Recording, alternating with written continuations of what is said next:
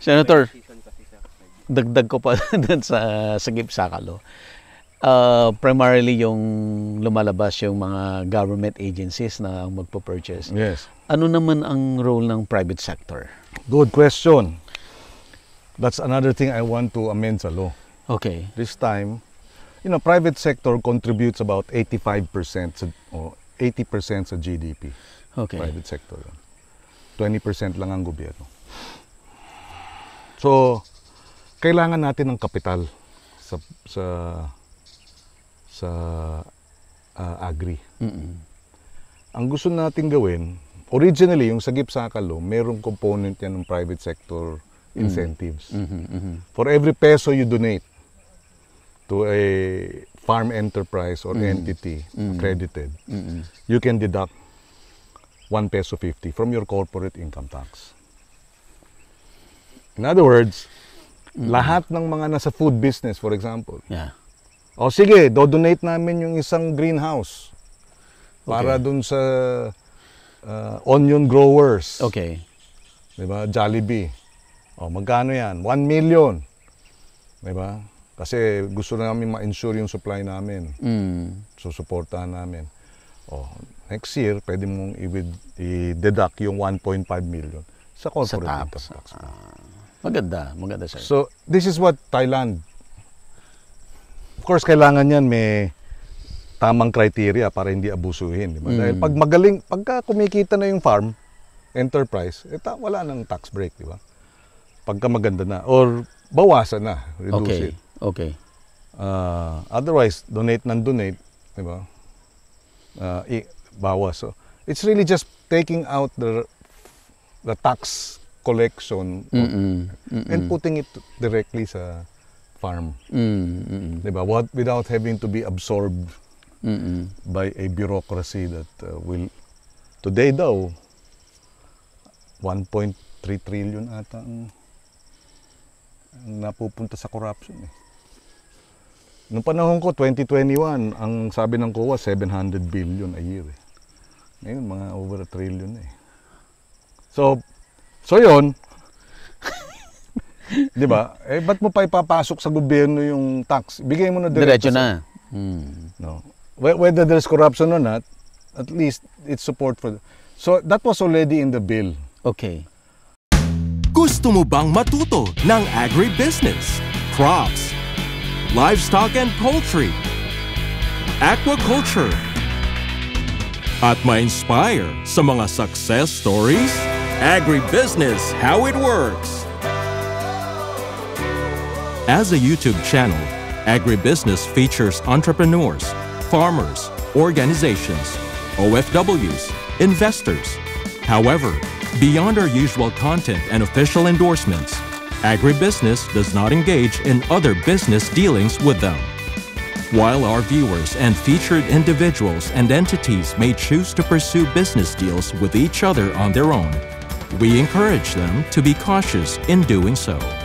Because I was also the principal author of the UP Charter, where UP, for every peso donated to UP, 1.5 pesos can be deducted from the corporate income tax. Kaya merong Henry C. building sa BGC. Mga 100 million yun.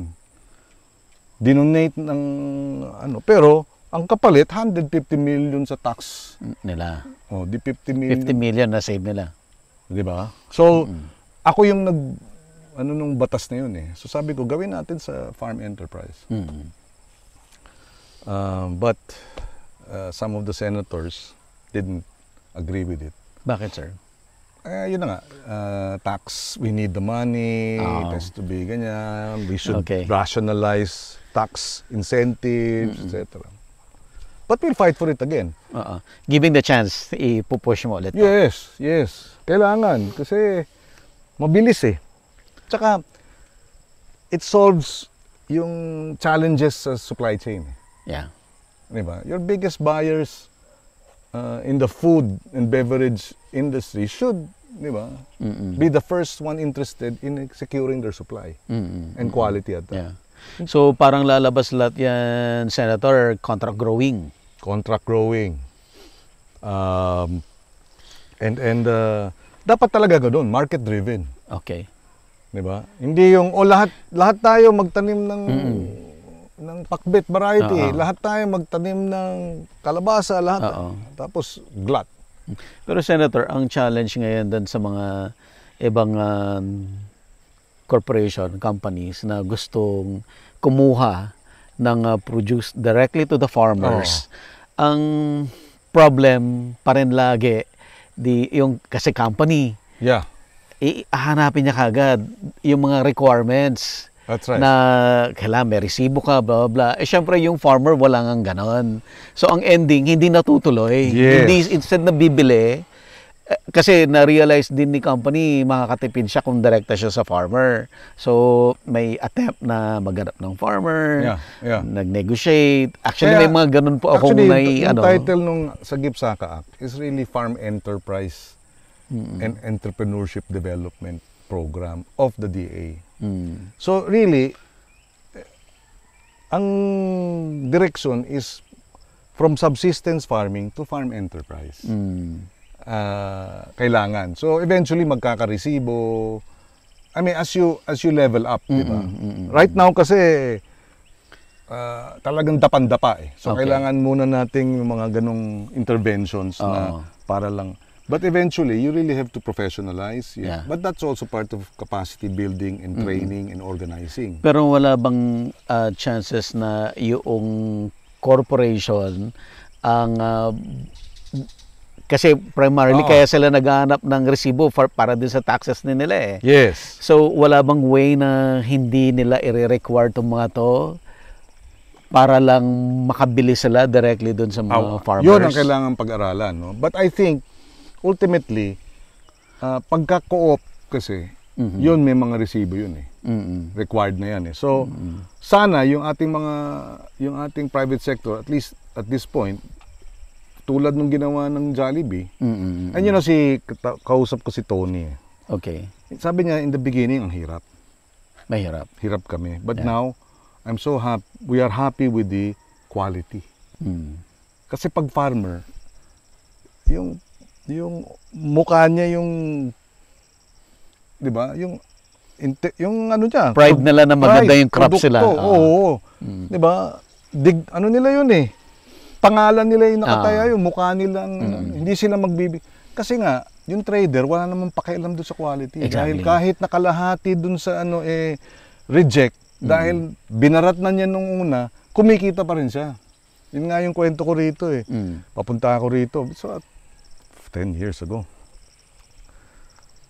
Yung isang biyahero, jeep. Kumukuha nung langka. Kami nun, yung langka dito, binabalot pa namin eh. Para hindi di ba? Para hindi ng peste. Bah, dala-dala ng biyahero, yung kargador, yung sa sako. Binalabag dun sa jeep. Nakausli pa yung sako. Hindi pa siya nakontentong binagsak niya, binalag. Sinipa pa niya paloob. Sabi, tapos, hindi pa siya, pagpasok niya, inupuan pa niya yung sako. Sabi ko, Totoo yan. so, ganun yung biyahero. Kasi hindi niya pinaghirapan yung produkto, hindi niya inalagaan, wala siyang amor. Pero ang farmer, di ba? Inalagaan niya yan, pinagyayabang niya yan, pride niya yan eh. So hindi niya ibibigay sa iyo yung masamang quality. Dahil para mo nang sinabing farmer dadayain kita. 'Di ba? Yung inalagaan kong maganda akin, yung mga pangit sa iyo. Hindi ganyan ng farmer. Tsaka likas na generous ang farmer dahil laging surplus eh. Surplus sa kanya. Hindi ko naman pwedeng kainin lahat ito eh. 'Di ba? Kahit na kami siyam dito, hindi namin mauubos lahat yan eh. So, surplus lagi yan. So, generous. O, saan natin dadalhin yung Hindi, mabubulok. Sayang din, di ba? So, yun din. So, going back to sa private sector, talagang kailangan ng farmer, private sector, engagement, support. Pero yun ang ginawa ng Jollibee. Inalagaan nila yung farmer. At hindi biro. Walang shortcut. Kailangan talaga, halimbawa, sabi ng Jollibee noon, nung una nilang na benta, di maganda yung benta ng mga farmer. Di ba? Diretso sa sabungan. Di ba? Yan sir, dahil sa kwentong yan, na-discuss natin yung mga gusto mo mga tayo? challenges sa gobyerno, ganyan. Mabutik. Sa ano naman sir, sa tao, sa farmer mismo, ano yung mga kailangan nating baguhin? O ano yung kailangan i-educate natin sila? Well, siyempre, ano rin yan, values formation, di ba? Literacy training, financial. Kaya nga dito sa aming farm field school, meron kaming, so 16 weeks yun, kasama doon sa session yung financial literacy training, bookkeeping. So one of the biggest microfinance groups, yung Card MRI, will be giving them training at pwedeng magpautang. So that's one. The other, yung Gawad Kalinga, yung kanilang bayan anihan, will provide naman marketing and packaging seminar. Ano ang tamang packaging, ano ang tamang marketing. So may ganung.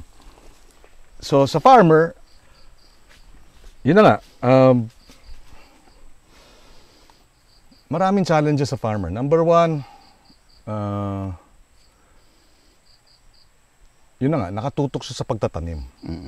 So, tapos sasabihan mo pa siya na, sige, mag-attend ka ng seminar para sa finance. Or value adding. O, value adding.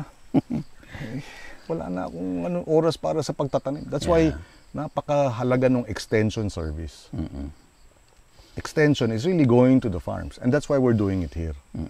Para may incentive. And, ginawa namin sa local government, may incentive dapat. Kasi nga, bakit ako pupunta dyan? Ano ba makukuha ko dyan? So, ginagawa namin, for example, we're following up the arrangement na part of the AIX, ito yung assistance in crisis, individuals in crisis. Ito yung gutom, calamity, etc. Ayuda.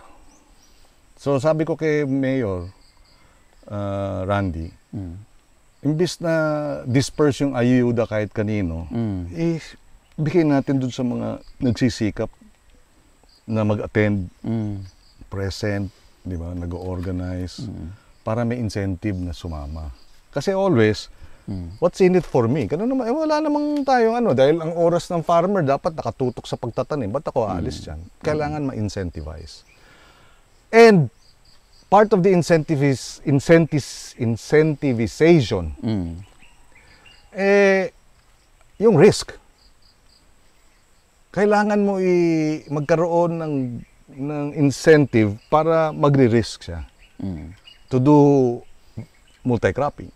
Kasi pagka, the farmer, sa pagtatanim pa lang, nagre-risk na eh.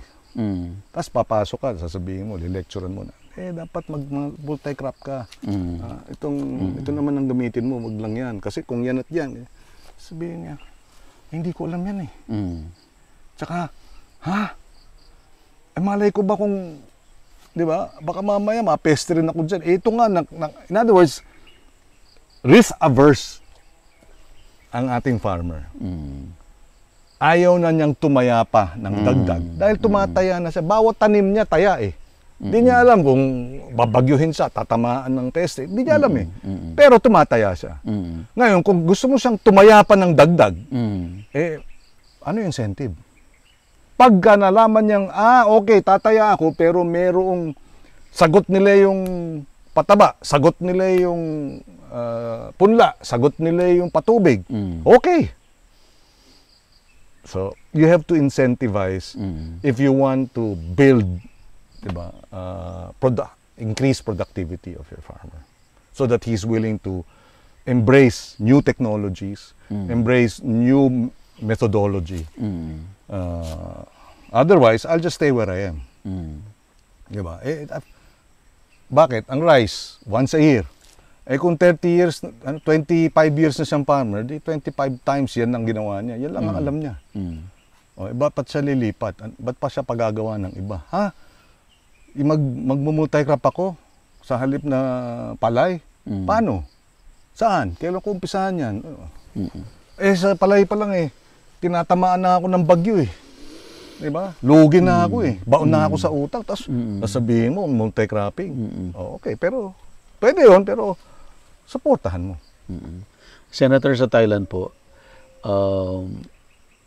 wala naman daw mga ayuda. Wala naman daw pong ayuda yung mga farmers. Yet, mas productive sila compared sa atin. Hindi siguro yung ayudang... I'm not sure that's correct. No? Kasi when I was there, yung infrastructure, 50% galing sa gobyerno. Infrastructure, yes. Tsaka, ayudang cash. Yeah, yung mga ganyan, mga seedlings, fertilizers. Pero ang support nila is irrigation. They have strong research. Para sa new research, technology. Extension service. Kasi nung pumunta ako sa isang region doon, organic vegetables, pag upo ko doon sa yung department, yung Ministry of Agriculture nila, tinanong ko yung structure. Yung kanilang extension service na bureau under the ministry, yung dami ng tao nila ron, katumbas na nung buong burokrasya ng DA natin. Ganun kadami. So talagang wala man silang assistance sa seeds, doon sa research, sa technology, sa latest, di ba? Andun nakatutok. Tapos organized talaga sila. Yun nga yung sabi kasi nung iba rito, dahil sa land reform, nawala yung productivity ng farmer. Well, that's just half the story. Okay. Kasi, bakit daw binrake up yung land? Okay. Dahil doon, nawala yung economics of scale. That's only half the story. Because in Thailand, the average farm size ng rubber is only 1 mu. It's about 4,000 square meters. 5,000. Wala pa isang hektarya. 1 mu. Okay. Anong difference ng mu sa rai? Sorry, 1 rai. Okay. 1 rai. Okay. Now, mu ba is China ata Anyway, sa dami nung inikutan ko, hindi ko na maalala. Anyway, so, but, Thailand is the biggest exporter of natural rubber sa buong mundo. Kahit na ang average farm size nila is less than 1 hectare. Because they're organized. Yeah. They're clustered.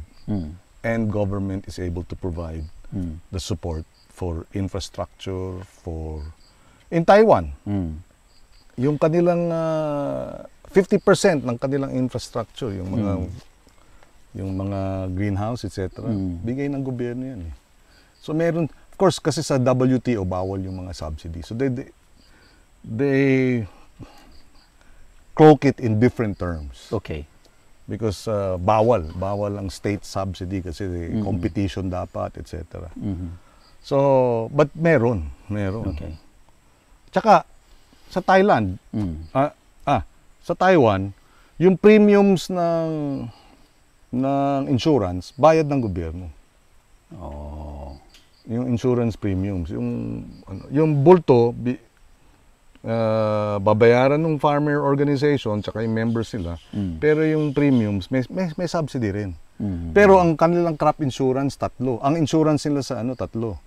Health, accident, and then crop. At mabilis yung delivery. Dito sa atin, di ba? Mabilis din sa iba, depende. Yung iba naman, mabulsa. Kasi, kunwari, may mga, tapos sasabihin, wala na. Sir, comment lang po ako doon sa mention mo yung rubber. Yes. Okay. Yung sa Basilan kasi, nung nakarating ako sa Lamitan, nagulat ako. First time nakarating ako doon. Kasi, ang buong Basilan pala dati ay city. Yes. no, city because of the multinationals na into That's right. rubber. Yeah. Ang daming multinationals Yeah. doon na nag-pull out lahat 'yon Because of the because of the oh. and the carp. And the carp. And the carp. Mhm. So, Oo, tama. Yeah. In fact, my relatives had to give up their mm, their hectare of farmlands there. Alano, mga alano. yes sir. Ang nangyari, ang nag-manage ng mga plantations and the operations ay yung mga farmers. They group Wala. themselves into cooperative. Wala. But hindi sila equip yung Extension service. yeah, yung management, yung business per se. So ang naging ending nila, they're just collecting the rubber and selling it as a raw material to other provinces. Yeah. Parang so lumalabas lahat ng rubber ng Basilan Yeah. going to North Cotabato Yeah. and then North Cotabato yung magse-semi-process at i-export niya sa Malaysia. Yeah. Tama. Yan po yung Well, dahil nga, dapat doon pumasok ang gobyerno sa extension service, di ba? Or reinvent yung relation. Because in some areas, merong ito nadali lang ng COVID. No? Pero dati, around 5,000 hectares, small land holdings, tapos private sector, tapos nagli-lease dun sa tapos farmer pa sila ng banana. So dalawa income nila. As lease, yung income sa lease at income sa produce. So may mga ganung setup na dapat sana kung ganun yung nangyari, na in pumasok. place lahat yan. Na-organize, sige, andyan pa rin yung private sector, sila ngayon ay magiging lessor, sila ngayon ang tapos could have been done. But kailangan nakatutok. And dahil walang extension service yung ating yung ating DA, ayun, kulang. It's really priority. Ang malungkot diyan, pahiram nga Ang malungkot diyan, Sorry sir. hindi, okay lang. Ang malungkot diyan, nabasa ko tong libro, yung tubig na rin. Empire. It's the naging world superpower kasi yung Spain eh. Okay. From 1492 to around 1790s. After Spain kasi England na eh. Before Spain, ang world power was Portugal. Portugal. So at the height of the world being a world superpower, then tayo yung hub sa Asia. Oo. Philippines was the hub for European Asia trade. So yung ating mga colonial rulers didn't see the need for farming. Kasi kaya naman dalhin sa loob. Trading na lang. Oh. Laki ng kinikita nung trader. Bakit pa tayo mangingialam sa farming? Kaya naman natin dalhin through the galleon trade lahat ng kailangan natin pagkain, pretty much. In fact, yung data doon sabi, of the 1,400 Spaniards in the Philippines at one point, only 4 went into agriculture. Because yung galleon trade, labas-pasok yung trading, ang laki ng kita ng mga colonial, tapos ang laki ng kita ng mga yung mga customs, ang laki ng kita. Diba? The system was in place, why change it? Diba? So na hindi naging priority ang food security. Kasi Kastila ako eh. Hindi ko naman gusto yung pakbet variety. Ang gusto ko yung galing sa ibang bansa na sanay ako. Bring it in. Yun ang nangyari. Unlike in Latin America, doon grabe ang cattle farm, vineyard. Yung agriculture was really, kasi hindi siya hub. Hindi siya hub ng trade from So yun ang isa sa dahilan bakit napabayaan ng agri natin. Yung downside of the colonial rule and the galleon trade. Galleon trade yun eh. Bira mo 250 years. Mana-mana pa lang. Part ng culture natin na. Oo. Kasi parang yun yung hacienda mentality. Diba? Ang galleon trade, tatlong buwan lang yan sa isang taon eh. Kasi nga panahon eh. Okay. So 3 buwan sa isang taon, limpak-limpak na salapi. Tapos, gintay ka na lang. Wala ka nang gagawin the rest of the year. Gagasusin mo, di ba? Susugal ka, sabong, pangginggi, pustahan, di ba? Yan yung mga bilyar, di ba? Pool. Yan. Parang sa Negros. Yung sugar kasi 1 year crop yan eh. So pagka-harvest mo ng sugar, maganda presyo ng asukal, benta mo, wow, dami mong pera. Wala ka nang gagawin. Tanim mo ulit yung sugar, tapos hintay ka. Hintay. Doon naman, hintayin mo na lang yung pagpasok ng galleon trade. Next year. Di ba? Tapos, so yun ang nangyari doon sa... I think na mayroon ka pang points, Senator, na i-discuss about the actually Sagip Saka law. Meron pa tayong kailangan mga importanteng i-discuss doon. Basically, full implementation ang kailangan. Okay. And I think the private sector can help. Okay. Lalo na yung buyers of food. Yeah. Na kumbaga, kasi halimbawa ang Jollibee, 60% lang nung crop ang binibili nila eh.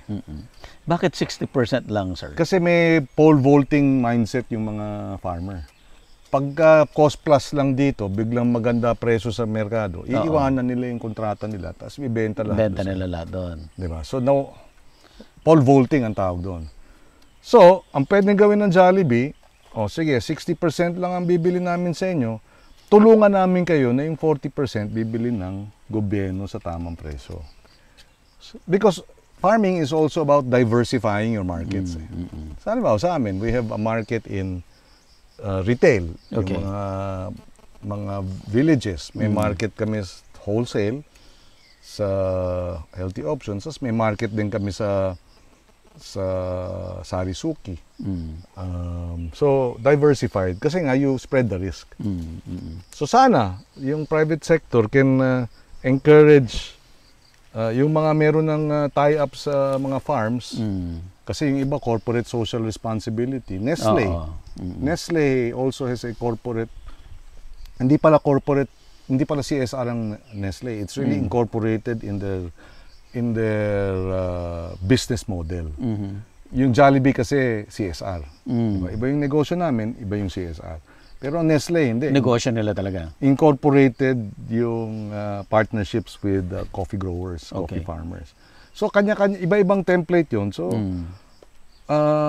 ultimately, private sector will really play a critical role in the supply chain. Kasi sila rin ang naghahanap ng supply nila. Ang dami natin ini-import eh. And precisely, ba't natin ini-import? Kasi mababa ang productivity ng farmer. Hindi nabibigyan ng sufficient sustained and directed support. Which Sagip Saka, in fact, ang lagi kong sinasabi sa Sagip Saka, dapat ang benchmarking natin sa gobyerno, income. Ibig sabihin, yung intervention nito mauuwi ba sa increase income? Kasi kung hindi, anong point? Diba? Ibebenta na lang niya yung lupa niya, ayaw na magtanim ng kanyang mga anak kasi mababa income, walang security sa food. Walang security yung farming eh. So income, and that's what Thailand did. In fact, when I sat down with them, maliwanag sa kanila. In the next 5 years, from 60,000 baht, magiging 66,000 baht per month ang income ng farmer. So, kailangan ganun eh. Kung hindi, di ba? Ano yun? Lahat ng project mo, lahat ng gastos mo, kasi, pero mahirap pa rin yung farmer. Doesn't work, di ba? It's nagtatapon, di ba? Sunugin mo na lang yung pera. Ganun din ang resulta, wala naman palang, di ba? Parang nagtatapon ka lang ng pera, in other words. Yes, Senator. Okay. So, hoping sana in the near future, Oo nga. magbago talaga ang buhay ng mga farmers. 12 years of correct policy sa agri. 12 years. You know, also, nung first term ko sa Senate, sa ibang field, sa sektor ng infrastructure, Okay. ang budget ng public works was about 150 billion. Today, it's about 1 trillion. In a 15-year cycle, nag-10-fold, 8-fold, 7-8-fold increase. So if you can do it for infrastructure, why not do it for agriculture? Magkaroon ng 10-fold increase in the next 10 years or 5-fold increase in the next 6 years. And then spend it correctly. Diba? So kung kayang gawin sa ibang sector, walang dahilan para hindi gawin sa agri. Leadership lang yun, tsaka political will. Tsaka ultimately, mahalaga infrastructure. Pero between infrastructure and food, nakakain bumawing kali, di ba? Gutom ang taong bayan. Paano mangangarap yung taong bayan? Paano mo siya gagawing productive? Ginugutom siya. Mahal ang presyo ng pagkain. Nakakalungkot eh. Pork is about doble ang presyo ng pork natin. Halos triple pala kumpara sa Thailand. Ang manok, doble ang presyo natin. Tapos, yung swahe, shrimp. Ang swahe sa Thailand, 200 pesos a kilo. Sa atin, 400 eh. Bakit? So, doon sa Thailand, magtrabaho ka ng husto, kaya mong bilhin yung mura at masarap na pagkain. Yung bigas, yung kanilang ordinary rice is about 35 pesos. Ordinary, jasmine rice. Jasmine rice. Dito 60. So doon, magtrabaho ka ng, magkakanda-kakuba ka sa kakatrabaho, kaya mong bilhin yung masarap na pagkain. Dito hindi. Ang mauwi sa'yo cup noodle tsaka sardina sa lata. Di ba? Yun. Yes, sir. Yes, sir! Baka maano tayo ng ulan. Punta na po tayo. Well, this is it.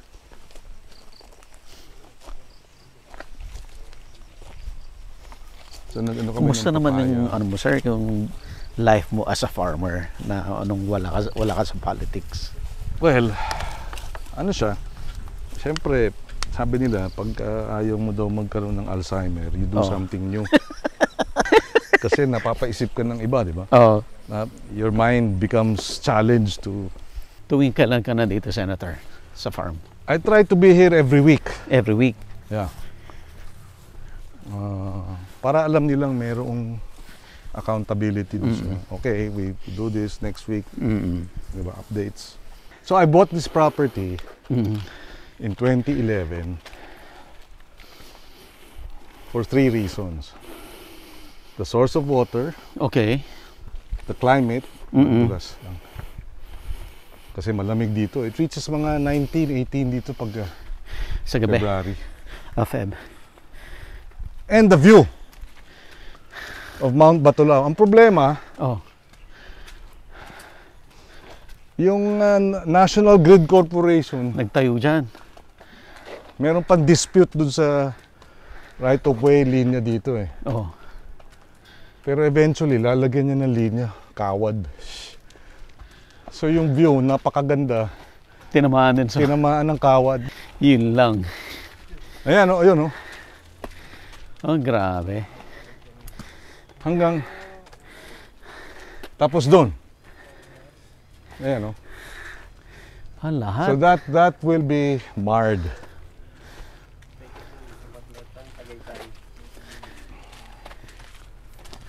Yung beautiful view. Pero ang hirap pa rin, Senator, tong kalsada mo, ha? Kaya nga multicab. You know the multicab is a Japanese farm vehicle. Okay. It's 4x4. Maliit siya. Kasi mahal ang lupa sa Japan, di ba? So yung farm roads, makitid. Pero 4x4 kasi kakargahan mo ng sako, produce, fertilizer, di ba? Kaya kailangan may siya grip. So, yeah. Kunwari nag-review lang tayo pero sa totoo lang nagpapahinga.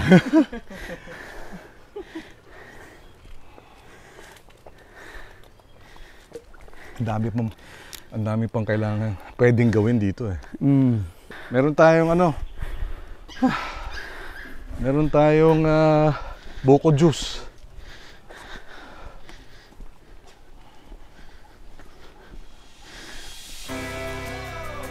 Bihira pumunta dito si Ma'am Sharon. Well, we spend Christmas and New Year's here. Oo. Tapos Holy Week. Kasi mas masarap ang tulog ni Sharon dito, tsaka yung mga bata. Kasi nga, there is this science behind forest bathing. Yung forest bathing is a Japanese art. Oo, yung nakapaa-paa. Tama ba yan? Plus yung grounding. Grounding. So the science behind tree bathing Opo. is yung trees release phytocides, which are actually parang to fight virus, bacteria. Kasi exposed siya sila sa maraming di ba? So, tapos, all these boosts your immunity, lowers your heart rate. Yung practice ng Japan tuwing New Year is sa Tokyo. Diretso sa New Year's Day, pupunta sa forest. Mayroong park dun sa Tokyo. Strange. Ang dami namin naglalakad. Puro gubat. Tapos may pathwalk. Andun na sila. So yun pala yun. It lowers your heart rate, strengthens your immunity system, so you'll get relaxed. Kaya masarap ang tulog. Agribusiness merch is now available on Shopee and Lazada. Agribusiness, how it works. Instruct, inspire, succeed.